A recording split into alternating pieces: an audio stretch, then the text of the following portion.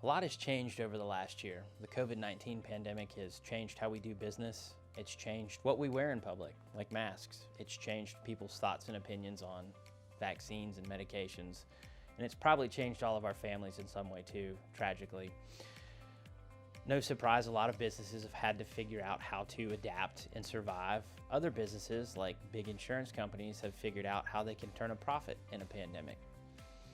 And the biggest way that the insurance industry has capitalized on to turn a profit is to offer even less money to settle claims, because they know while courts are closed or operating in a slower rate, that folks that have been injured are sitting at home hurting and needing to find a way to get by, so they can offer even less and lower amounts to settle cases and either force a settlement or make an injured party wait on their day in court, knowing that that day in court is going to come a long time from now.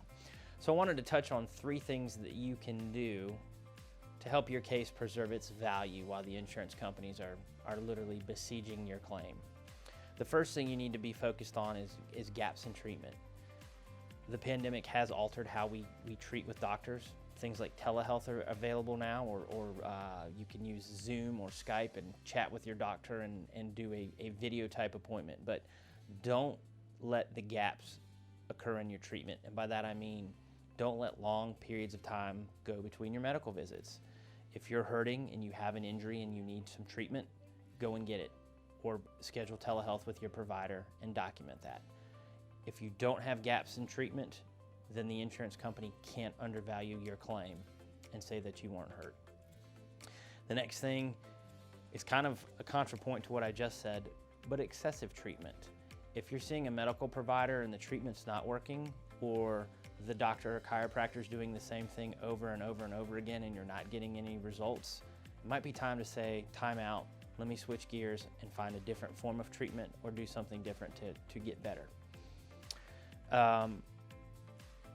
Don't be John Wayne. I've blogged about this in the past. No one is going to properly compensate you for being a tough guy. There's no Academy Award. You're not going to get a sheriff's badge. Being a tough guy or gal isn't going to help your case. It's going to hurt it. Be a human. Let other people know how you're feeling. Let your doctor know how you're feeling. It's okay to be vulnerable and communicate your pain to others, because that's what's going to help your case hold its value. Finally, don't be a hypochondriac, okay? It's human nature that when something bad happens to you, you look at all the other bad things in your life and you relate them to that one event. For example, I spilled coffee on my shirt this morning and it made me late for work. But that's not why my son forgot his lunch, and that's not why I got stuck behind a train on my way to work, and that's not why I was 15 minutes late to this meeting right now, okay? I just spilled coffee on my shirt. When you're in a car wreck, there are certain things that are absolutely related to your car wreck, or if you've slipped and fallen, there's things that are absolutely related to the slip and fall. But trying to relate things that have nothing to do with your physical injury from a car wreck or a traumatic injury, they can bring down the value in your case.